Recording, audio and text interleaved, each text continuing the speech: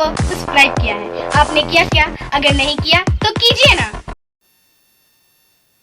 शुक्रवार 23 सितंबर को राष्ट्रीय आदिवासी समाज सरना धर्म रक्षा अभियान के तत्वाधान में देसावली सरना स्थल हरमू में विशेष बैठक सरना धर्मगुरु बंधन तिग्गा की अध्यक्षता में संपन्न हुई। संचालन राजीव पढ़ा सरना प्रार्थना सभा के जिला महासचिव चंपा खुजूर ने एवं धन्यवाद ज्ञापन राजीव पढ़ा सरना प्रार्थना सभा के प्रदेश अध्यक्ष रवि तिग्गा ने किया। बैठक में विभिन्न बिंदुओं पर गंभीर चर्चाएं हुई और रणनीति बनाई गई। सरना धर्म कोड की मांग को लेकर 11 नवंबर को दिल्ली में जंतर मंतर में धरना सह मार्च, वहीं 12 नवंबर को गांधी पीस फाउंडेशन में राष्ट्रीय सरना धर्म अधिवेशन होगा। इससे पहले 1 अक्टूबर को सरना धर्म कोड को लेकर झारखंड के राज्यपाल और केंद्रीय मंत्री अर्जुन मुंडा सहित अन्य संबंधित नेताओं व दिल्ली के सीएम केजरीवाल से मिलकर ज्ञापन सौंपा जाएगा। वहीं 26 फरवरी 2023 को रांची में विशाल सरना धर्म कोड महारैली होगी। साथ ही बैठक में 1932 का खतियान और आदिवासी बेटियों पर हो रही अत्याचार सहित अन्य मुद्दों पर भी चर्चा की गई। क्या कहते हैं सरना धर्मगुरु बंधन तिग्गा, शिक्षाविद डॉक्टर कर्मा ओरांव व समाज के सजग अगुवाजन। देखिए ट्राइबल इंडिया टीवी की रिपोर्ट। आज की बैठक की खास बिंदु यही है कि हम लोग 11 नवंबर को जो सरना धर्म कोड झारखंड विधानसभा से जो पारित हुआ था और उसी की एक तरह से कहिए खुशी में और केंद्र सरकार को जगाने के लिए, केंद्र सरकार से मांग करने के लिए हम लोग 11 नवंबर का ही दिन चुने हैं कि वहाँ हम लोग एक जगह मैंने क्या जगह का नाम है, संसद मार्च भी करेंगे और जंतर मंतर में धरना प्रदर्शन भी करेंगे। और 26 फरवरी को हम लोग झारखंड मोराबादी मैदान में भी सरना धर्म कोड को लेकर विशाल महारैली करेंगे। और किन मुद्दों पर बात हुई, जैसे कि गांव घर की बेटियों की लेके जो चर्चा हो रही थी या फिर खतियान को लेकर भी कोई चर्चा हुई, तो इस पे क्या बोलना चाहते हैं? हाँ, ये एक चर्चा हो रही है कि 32 का खतियान झारखंड सरकार ने घोषणा कर दी है, कैबिनेट से घोषणा हो गई है, विधानसभा में हो सकता है चर्चा होगी। इसके लिए झारखंड सरकार को हम लोग बधाई देते हैं। दूसरी बात कि अगर ये 32 का खतियान में नियोजन नीति अगर लागू हो जाती है तो झारखंडियों को निश्चित तौर पर फ़ायदा होगी। लेकिन जिस तरह से झारखंड सरकार ने केंद्र के पाले में भेजा है, इससे संशय की स्थिति है कि पता नहीं क्या होगा। इसी तरह का सरना धर्म कोड के लिए भी 11 नवंबर को तो पास हुआ, लेकिन विधानसभा विशेष सत्र भी बुलाया गया और सरना धर्म कोड पारित करके राज्यपाल के थ्रू नहीं भेज के सरकार ने बाईपास करके केंद्र को भेजा, जो वापस आ गया है। तो ये तकनीकी गड़बड़ी होने के कारण जो उत्साह है और इस पर संशय की स्थिति ऐसी लगती है कि मैंने जो कानून का जो अमली जमा पहनना चाहिए वो उसमें कमी आई है। तो हम लोग सरकार से मांग करते हैं कि 32 के खतियान जो है वो क्लियरेंस हो और जो सरना धर्म कोड पर भी जो बार बार हेमंत जी के द्वारा, मुख्यमंत्री के द्वारा जो कहा जाता है कि हम राष्ट्रपति को लिखेंगे, केंद्र को करेंगे, तो इस पर भी उनको, क्योंकि स्वयं भी सरना धर्म को मानते हैं, आदिवासी हैं, इसलिए इस मामला को उनको गंभीरता से लेना चाहिए। और तीसरी बात ये है कि आदिवासी महिलाओं के साथ में, बहू बेटियों के साथ में जो एक तरह से अत्याचार हो रहा है, चाहे वो किसी भी धर्म जाति का हो, वो आदिवासी महिलाओं को गिद्ध की नज़र से वो देखता है, वो उनके थ्रू वो नौकरी पाना चाहता है, क्योंकि रिजर्वेशन का लाभ बेटियों को या बेटों को मिलता है, तो वो उसको मैंने अपने जाल में फांस कर उनके थ्रू वो नौकरी करता है, उनके थ्रू ज़मीन लेता है, उनके थ्रू वो विधायक हो या मैंने मुखिया या सरपंच बनने का वो अपना सपना पूरा करता है। और इसलिए हम लोग इसको रोकने का पुरजोर प्रयास करेंगे और इसका विरोध भी हम लोग जोरदार तरीके से करेंगे, सरकार से मांग डिमांड भी करेंगे। और इसको रोकने के लिए जो आज हम लोगों ने चर्चा किया कि हमारा जो कस्टमरी लॉ है, कस्टमरी लॉ के आधार पर हम लोग इसको माने पूरे आदिवासी समाज में इसको जागृत करेंगे और जगह जगह पर इसकी सभा होगी, बैठकें होगी और इसको आदिवासी महिलाओं को जिस तरह से गैर आदिवासी फांस कर जो उसको माने एक तरह से शोषण कर रहे हैं, उसको हम लोग रोकने का प्रयास करेंगे। आज राष्ट्रीय आदिवासी समाज सरना धर्म रक्षा अभियान जो बड़ा मंच है, उसके तत्वाधान में हम लोग की बैठक हुई, जिसमें लगभग 40 संगठन जुड़े हुए हैं, सामाजिक संगठन इस आंदोलन में। उसी का आज विशेष बैठक थी और इस विशेष बैठक में अहम निर्णय हम लोग लिया है, जिसमें प्रथम 11 नवंबर को दिल्ली के में संसद मार्च का आयोजन होगा। मंडी हाउस से संसद, जहाँ तक हम लोग को ये अहम निर्णय है, ताकि पूरा देश को जगाना है, सरकार को जगाना है और अपनी बात को केंद्र सरकार समझ रखना है, दस्तक देना है। दूसरा अहम निर्णय कि सभी क्षेत्रों से आएंगे, सभी राज्यों से लोग आएंगे, तो इस संबंध में हम लोग का आगे की कार्यवृत्ति तैयार करने के लिए आपको गांधी पीस फाउंडेशन में निर्णय लिया गया है कि हम लोग 1 दिवसीय कार्यशाला का करेंगे, जिसमें दोनों कार्यक्रम में इस क्षेत्र से जो केंद्रीय नेतृत्व में है, चाहे मंत्री हो, चाहे सांसद हो, चाहे किसी पॉलिटिकल पार्टी के नेता हो, चाहे अन्य रूप से प्रसिद्ध व्यक्ति हो, उसको इनवाइट करेंगे दोनों कार्यक्रम में। ये हम लोग का निर्णय होगा। और हम लोग राष्ट्रपति के नाम हम लोग ज्ञापन सौंपेंगे, जो पिछले बार भी सौंपा था उसके अनुरूप और सौंपेंगे। ये हम लोग का दूसरा कार्यक्रम। और सबसे अहम कार्यक्रम हम लोगों ने तय किया है कि 26 फरवरी को रांची में महारैली का आयोजन करेंगे धर्म कोड को लेकर, और उस महारैली में देश विदेश के लोग को भी आमंत्रित किया जाएगा राज्यों से, ताकि हमारा ये जो आवाज़ है देश दुनिया तक पहुँचे, संसद तक पहुँचे और धरती की यहाँ की आवाज़ केंद्र सरकार को संसूचित हो सके। ये हम लोग का निर्णय है। इस बीच कई और महत्वपूर्ण चीज़ें हम लोग को आ गई हैं, जिस पर हम लोग को गंभीर हो रहे हैं। पहला तो हम लोग को जितने भी चीज़ें हैं, जो ट्राइबल अधिकार की चीज़ें हैं, वो कॉन्स्टिट्यूशनल निर्णय हो, चाहे भौगोलिकता पर आधारित जो प्राकृतिक न्याय की बात हो रही है, वो सारे चीज़ पर जानकारी की अभाव है समाज के लिए। चाहे यहाँ के बड़ा दुखद है, ये मामले सॉल्व नहीं हो रहे हैं झारखंड में, in spite of having 75 years of our independence, तो पर भी हम लोग यहाँ समझ नहीं पा रहे। तो ये संगठन हमारा जो है टाइम टू टाइम एक कैलेंडर बनाएगा और हम थ्रेड वाइज डिस्कशन करेंगे। पेशा कानून है, ये स्थानीय नीति है और फॉरेस्ट लॉ है, और यहाँ पर ट्राइब्स एडवाइजरी काउंसिल क्या भूमिका है, और हमको संविधान में और भी क्या क्या अधिकार दिए गए हैं, उनकी जानकारी देने का भी हम लोग काम करेंगे। ऐसा हम लोग का एक कार्यक्रम तैयार होगा। स्थानीय नीति जो 1932 रक्षा अभियान पर जो चर्चा हुआ, जो लागू करने के लिए बात कर रहे हैं मुख्यमंत्री हेमंत सोरेन, तो वो किस तरह से आप देख रहे हैं? मतलब आप उसका स्वागत करते हैं? मैं स्वागत करता हूँ, खाता खुला है ना, और थोड़ा बहुत संशोधन की आवश्यकता है, लेकिन ये ऐतिहासिक फैसले हैं, उसका हम लोग स्वागत करते हैं। अभी इस पर और भी डिबेट होगा।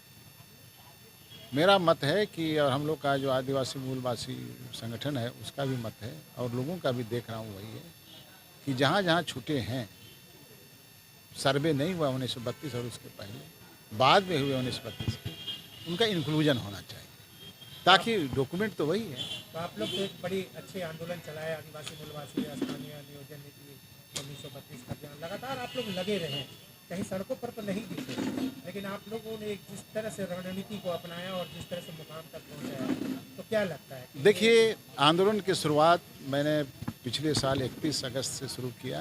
लोग जगे, मैंने एजेंडा दिया। हमारा जो आदिवासी मूलवासी संयुक्त मोर्चा है, उसने एजेंडा दिया कि भाई जागो, और हमारा बौद्धिक जो नेतृत्व है उसको लोगों ने अहमियत दिया है।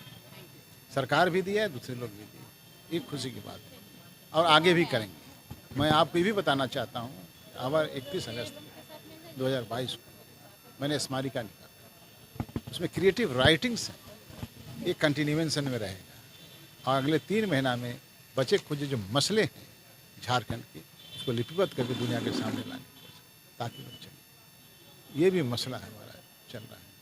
हमारा दायित्व है इस राज्य को जगाना। आज देखते हैं जनप्रतिनिधि भी अपने अधिकार के विषय में बोल सकते हैं। झारखंड है, ट्राइब्स एडवाइजरी काउंसिल जो कॉन्स्टिट्यूशनल मैंडेट है आर्टिकल 244 में, एक विधायक भी उसमें एक शब्द नहीं बोल पाते हैं। क्या मजरा है आदिवासी समाज का? 28 सीटें हैं आदिवासी, 28 विधायक हैं, और 21 सालों से हैं, फिर भी बात वहीं के वहीं रह जाती है। ये इन दिनों में जो आदिवासी बच्चियों पे, महिलाओं पे जो अत्याचार बढ़ गए हैं और जिस तरह से घटनाएं घट रही हैं राज्य में, तो उसको लेकर मतलब कि क्या आपको लगता है कि हमारा प्रशासन से चूक है, या सरकारी की कहीं चूक है, या आदिवासी समाज में जागरूकता की कमी है? देखिए, आदिवासी समाज बड़ी बंद और बड़ा सामुदायिकता में बंधा हुआ समाज, लेकिन कुछ दिनों से थोड़ा सा आदिवासी समाज में गड़बड़ी हुई है, चूँकि हमारा समाज सशक्त रूप से संगठित होने के बजाय थोड़ा बिखराव आई। तो वो अगर सशक्त हो जाए, हमारा संगठन पढ़ा है, खड़ी डोकलो शोहर है, और जितनी परगनित है, पढ़ा परगनित है, ये तमाम चीज़ सशक्त हो जाए, तो कमांड वहीं से निकलेगा। और ये चीज़ होना ज़रूरी भी है।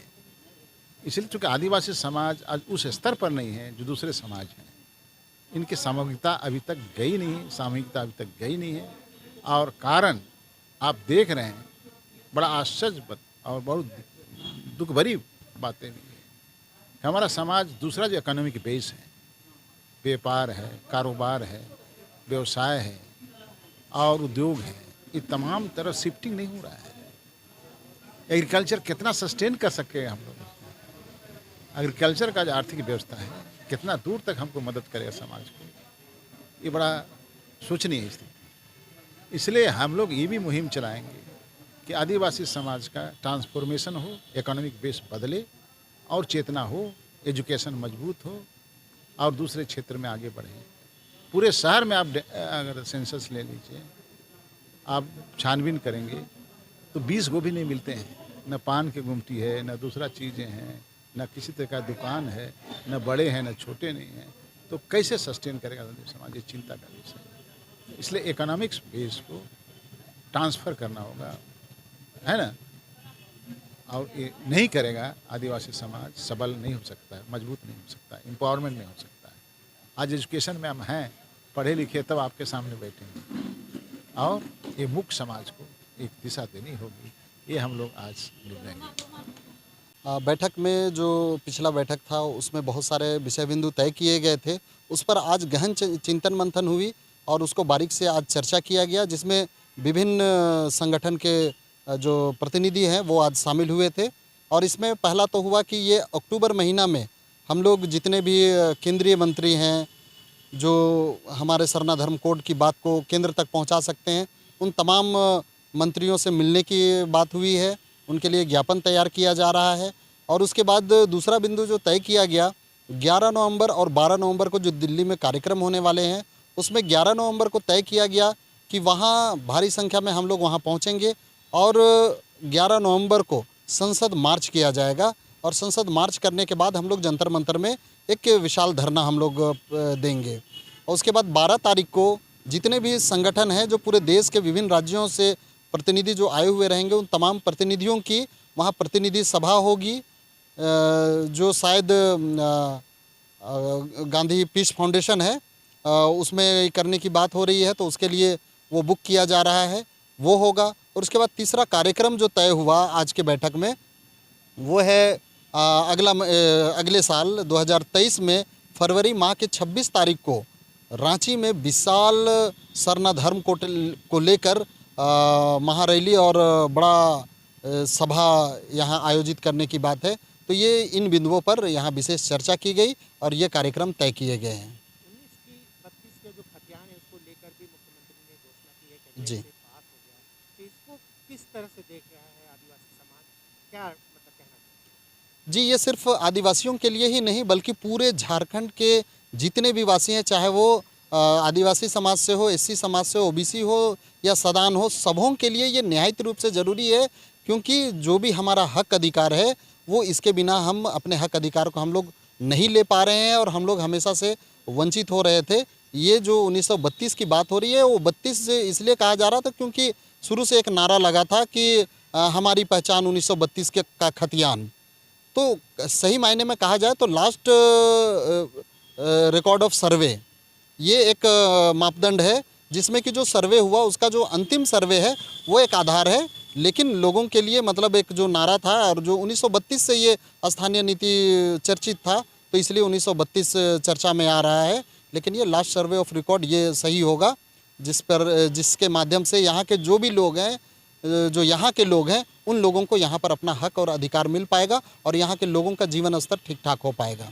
जी, जहाँ तक यहाँ तक डर भय का जो माहौल की बात हो रही है ये बिल्कुल भी नहीं होना चाहिए क्योंकि जितने भी राज्य हैं देश के सभी राज्यों का अपना एक स्थानीय नीति है, डोमिसाइल है और वो सभी राज्यों के लिए है। जहाँ तक यहाँ पर जिनका दूसरे राज्यों में डोमिसाइल है उनको यहाँ पर मतलब वो उनको राज्य में जब उनको हक अधिकार मिल ही चुका है तो वो कई राज्यों में वो अपना स्थानीयता नहीं ले सकते हैं। तो यहाँ जो यहाँ के लोग हैं अगर उनको यहीं पर अधिकार नहीं मिले तो वो फिर दूसरे राज्यों में मिलने का तो बात ही नहीं है। इसलिए ये जो झारखंड राज्य है जिसके लिए लड़ाइयाँ लड़ी गई और झारखंड राज्य आज अलग हुआ तो इसलिए कि यहाँ के लोगों को समुचित हक अधिकार मिल पाए इसीलिए किया गया। तो उसके लिए यहाँ का स्थानीय नीति का होना ज़रूरी है ताकि जिस उद्देश्य से झारखंड राज्य अलग किया गया तो यहाँ के झारखंडियों को, जिसमें सिर्फ आदिवासी की बात नहीं आती है, आदिवासी का तो जो अपना जो प्रतिशत है उसके आधार पर इनका होगा, लेकिन जो यहाँ पर अतिक्रमण हो रहा है सही मायने में यहाँ के जो सदान वर्ग हो रहा है उसके हक अधिकार पर अधिक अतिक्रमण हो रहा है क्योंकि बाहर राज्य से आदिवासी यहाँ पर नहीं आते हैं, बाहर राज्य से सदान वर्ग आते हैं जो कि यहाँ के जो सदान वर्ग हैं उनका जो सीट है, जो उनका हक अधिकार है उस पर अतिक्रमण हो रहा है। तो देखा जाए विशेष रूप से तो यहाँ का जो आदिवासी के अलावे जो और वर्ग हैं उनके लिए ये ज़्यादा फायदेमंद है। लेकिन आदिवासी शुरू से इस हक अधिकार के लिए लड़ा है, आगे भी इसके लिए खड़ा रहेगा।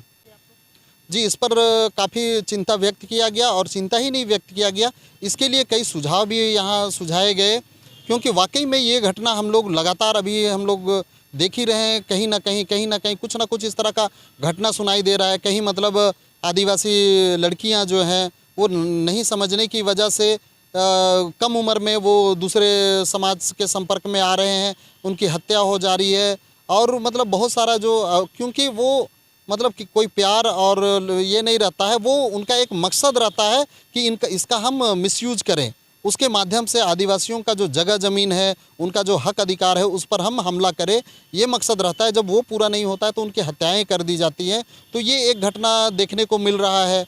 उसके अलावे भी जो हमारा जो अभी हाल फिलहाल में कई तरह का है, चुनाव में भी कई लोग आदिवासी लड़की महिलाओं का इस्तेमाल कर रहे हैं। तो इसके लिए सरना प्रार्थना सभा तो शुरू से ही इस काम में लगी हुई है कि जो यहाँ की जो लड़कियाँ हैं, चाहे बच्चे बच्चियाँ या जो भी समाज के जिस भी वर्ग के लोग हैं, सबों को जागरूक करने का काम कर रहा है हर स्तर पर। उसी तरह से जो यहाँ की जो लड़कियाँ हैं जो पढ़ लिख रही हैं वो पढ़ाई पर अपना कंसंट्रेट करें और अपना उज्जवल भविष्य बनाएं और समाज से वो ना भटके। हम प्रकृति को मानते हैं, हम प्रकृति से हमें सीखना चाहिए कि अगर लाल चींटी अगर एक लाइन में चलता है तो वो कभी वो काली चींटी के साथ शामिल होकर नहीं चलता है, काला चींटी वो लाल चींटी के साथ शामिल नहीं होता है। ये प्रकृति का नियम है। तो प्रकृति जो नियम बना है अगर उसको हम तोड़ते हैं तो कहीं ना कहीं हम नुकसान में रहेंगे। तो इस चीज़ को हम लोग को सीखना होगा, जानना होगा, समझना होगा। सबसे पहले आज जितना भी राष्ट्रीय आदिवासी समाज सरना धर्म रक्षा अभियान के बैनर तले लातेहार से लोग पहुँचे, खूंटी से पहुँचे, रांची के इर्द गिर्द जितने भी हमारे धार्मिक सामाजिक अगुआ हैं, करीबन जिस बैनर में जितने लोग अगुआ हैं, जितना संगठन का कोशिश था सबको पहुंचने का, लोग पहुंचे सबसे पहले सबका अभिवादन करते हैं। और आज का जो बैठक हुआ, इस बैठक में विशेष रूप से जो पूर्व की बैठक में जो निर्धारित की गई थी कि आने वाले 11 नवंबर और 12 नवंबर को जो दिल्ली में जंतर मंतर पर धरना और एक प्रतिनिधि सभा होनी है, इस पे विशेष रूप से चर्चा किया गया। दूसरी बात, अभी झारखंड के परिप्रेक्ष्य में जो झारखंड सरकार द्वारा जो कैबिनेट से 1932 खतियान स्थानीय नीति को पास किया गया, पारित किया गया, उस पर भी चर्चाएँ हुई। साथ ही साथ अभी तीसरा बिंदु जो गैर जनजातीय विवाह, जो हमारे समाज के जो महिला है, जो बेटी बहन है, वो अन्य समाज के साथ में शादी करके चले गए और वो लोग अभी भी उनके जो पति हैं उनके द्वारा मायके से सर्टिफिकेट बनाने का जो प्रावधान शुरू से मुझे याद है जब यहाँ अर्जुन मुंडा की सरकार थी उस समय इस चीज़ को लाया गया और मायके से सर्टिफिकेट बनने लगा, और जिसके कारण आदिवासी सीट से, आरक्षित सीट से वो लोग चुनाव लड़ रहे हैं और आज जीत के एक वार्ड सदस्य बन रहे हैं, एक मुखिया बन रहे हैं, जिला परिषद, यहाँ तक कि संथाल क्षेत्र में हमने देखा कि एक जिला परिषद अध्यक्ष भी बन गया। तो बहुत दुख की बात है। इस पे हम लोग गहन चिंतन किए हैं और इस पे काम भी करना शुरू किए थे, जिसमें पूर्व का जो पंचायत चुनाव हुआ उसमें एक प्रतिनिधि को हम लोगों ने हराने में सफल भी हम लोग हुए और निश्चित रूप से इसमें अभी हम लोग काम कर रहे हैं। और अभी 25 तारीख को केंद्रीय सरना समिति की बैठक है, उसमें हम लोग पारित करेंगे वहाँ से कि इसके लिए आंदोलन हम लोग शुरुआत करेंगे। और एक बात और अहम चीज़ है, झारखंड सरकार जितना चीज़ को यहाँ ला रही है, हम मांग करते हैं सरकार से कि काफ़ी ठोक ठठा के टटोल के जितने भी गठबंधन के जितने भी नेता हैं सबसे बैठ के और जो जानकार लोगों से सलाह लेके कोई चीज़ को लाए, ताकि आने वाला समय में ये पेंच में ना फंसे। क्योंकि यहाँ बातें हो रही थी कि जो पूर्व में 11 नवंबर को जो पारित हुआ सरना धर्म कोड, इसमें भी कहा जाता है कि राज्यपाल का सहमति नहीं था, उसका हस्ताक्षर नहीं है, ऐसा ही भेज दिया गया। लेकिन मैं सवाल करना चाहता हूं केंद्र सरकार से, क्या अगर यहाँ से पारित नहीं हुआ तो यहाँ के सरना आदिवासियों को धर्म कोड नहीं दिया जाएगा? यहाँ के पहले नागरिक हैं भारत देश के, यहाँ के मूल निवासी हैं, जिसे सुप्रीम कोर्ट भी प्रमाणित किया है कि यहाँ के असली निवासी, मूल निवासी आदिवासी हैं, जो शुरू से प्रकृति धर्म को मानते हैं, सरना धर्म को मानते हैं, जो आज अपनी पहचान के लिए दर दर मतलब भटकने टाइप का कर रहे हैं। हर साल यहाँ वहाँ आंदोलन कर रहे हैं, फिर भी आज केंद्र सरकार को जू तक नहीं रेंग रहा है। तो मैं इस मन से मांग भी करना चाहूँगा कि केंद्र सरकार अपना चुप्पी तोड़े। और हम लोग जानते हैं भारत देश एक धर्मनिरपेक्ष देश है, उसके आलोक में सभी धर्मों को मानने वालों को सम्मान दिया गया है, तो सरना धर्मावलंबियों को भी सम्मान दे और सरना धर्म कोड दे।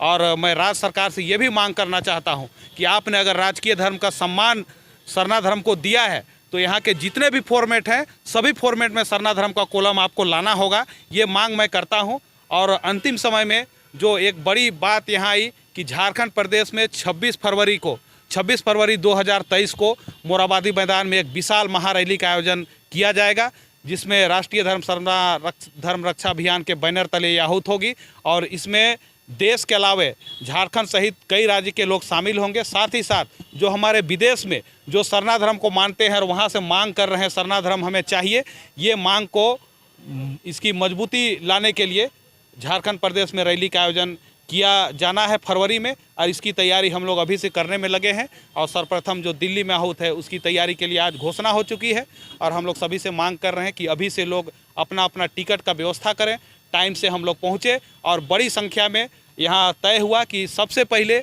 यहाँ के जो जितने भी प्रतिनिधि हैं, सबसे पहला व्यक्ति जिसे हम लोग कहते हैं अगर झारखंड राज्य की, तो महामहिम राज्यपाल से हम लोग मिलने का काम करेंगे। दूसरा चीज़ है कि जनजातीय कल्याण मंत्री केंद्र सरकार का माननीय श्री अर्जुन मुंडा से हम लोग मिल के उनको ज्ञापन देंगे। और यहाँ तक कि केंद्र सरकार में अगर हम लोग की सहमति बन जाती है, उनसे वार्ता हो जाती है, समय मिल जाता है, तो केंद्रीय जो हम लोग का जनगणना रजिस्ट्रार हैं, साथ ही साथ गृह मंत्री हैं, प्रधानमंत्री हैं, राष्ट्रपति हैं, उनसे मिलकर हम लोग अवगत कराएंगे, ताकि हमारे देश में जो 12 करोड़ जो हमारे आदिवासी हैं जो सरना धर्म को मानते हैं, उसकी मान सम्मान के लिए, पुरखों को जिन्होंने देश की आज़ादी की लड़ाई लड़ी है उसको मान सम्मान देने के लिए हम लोग इसकी मांग करते हैं। और बहुत जल्द मुझे तो विश्वास है कि सरना धर्म कोड हम लोग को मिलेगा। देखिए, सबसे पहले जोहार आप सबों को। और आज जो विशेष रूप से बैठक जो हुई थी, ये पूरे देश में, क्योंकि कहा ही जाता है कि इस देश का जो प्रथम नागरिक है और ये आदिवासी हैं, और ये सुप्रीम कोर्ट भी इसको डिक्लेयर कर दिया है कि इस देश का प्रथम नागरिक आदिवासी है।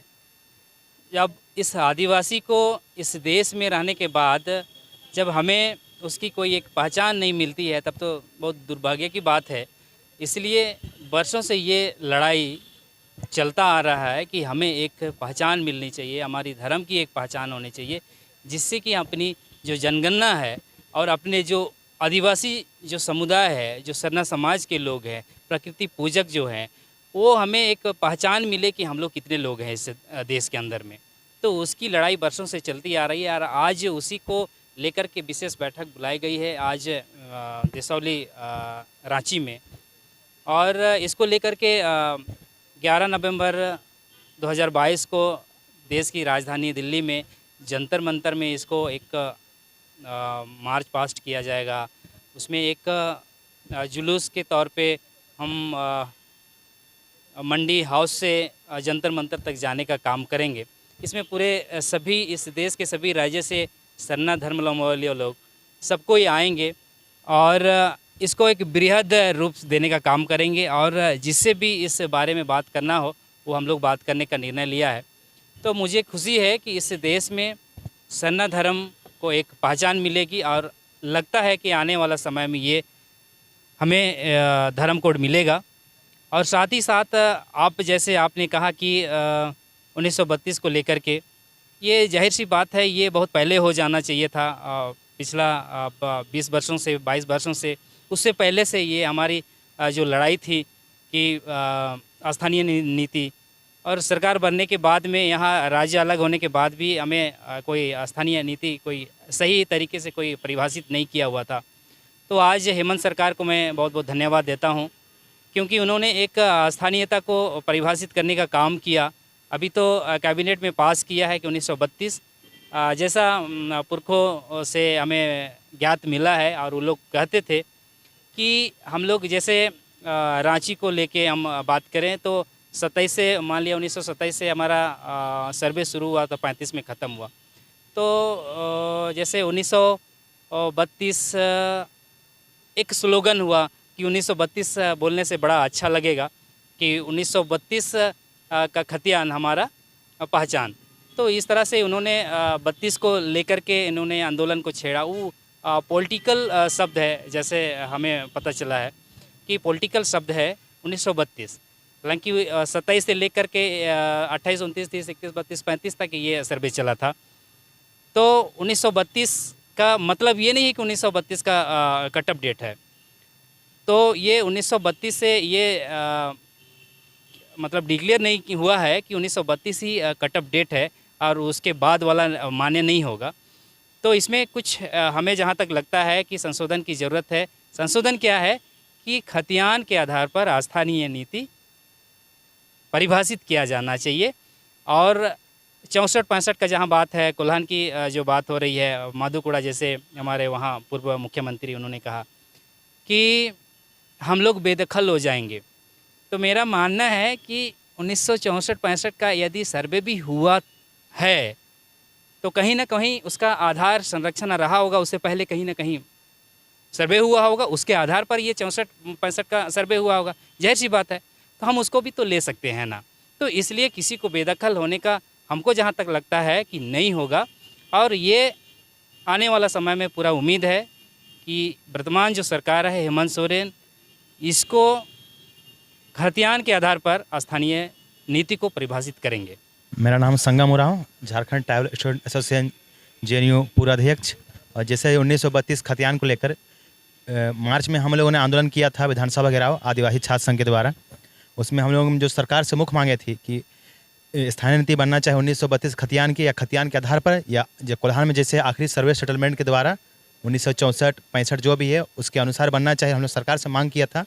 स्थानीय नीति बनने से यहाँ के जो युवाओं को रोजगार में जो मामला जो कोर्ट में फंस जाता है तो वो फंसे नहीं, आने वाले टाइम में एक रोजगार मिले। और जैसे कि खतियान के आधार पर स्थानीयता नहीं बने तो यहाँ पर लोग रोजगार मिलेगा। तीसरा चौथा ग्रेड ही नहीं, जैसे अफसर से लेकर चपरासी तक यहाँ का आदिवासी बने, मूलवासी बने, ये सरकार से हमने मांग रखी थी। जो हेमंत सोरेन सरकार ने जो कैबिनेट से पारित किया है पहला स्टेज, उसके लिए हम बहुत बहुत धन्यवाद और आभार व्यक्त करते हैं। और जहाँ तक बात रही आदिवासी महिला गैर पुरुष से शादी होने वाला जो इस तरह का होता है, तो इसमें कड़ी सरकार को एक नियम लाना चाहिए और कड़ी कार्रवाई करनी चाहिए। अगर कोई आदिवासी महिला गैर आदिवासी के साथ में शादी करती है तो उसका आरक्षण भी समाप्त हो जाना चाहिए। जैसे कि पंचायत चुनाव में हम देखने को मिलता है, कोई जिला परिषद पंचायत समिति मुखिया बन जा रहा है, कोई गैर आदिवासी शादी करके और रिजर्व सीट से चुनाव लड़ ले रहा है, तो वो लोग की भी सदस्यता समाप्त किया जाए। और हम लोग आने वाले टाइम में एक आंदोलन करेंगे, जो आदिवासी महिला गैर पुरुष से शादी करेगी तो देखने को मिलेगा और हम लोग इसका कड़ा विरोध करेंगे। मैंने ट्रैवल इंडिया टीवी को सब्सक्राइब किया है, आपने किया क्या? अगर नहीं किया तो कीजिए ना।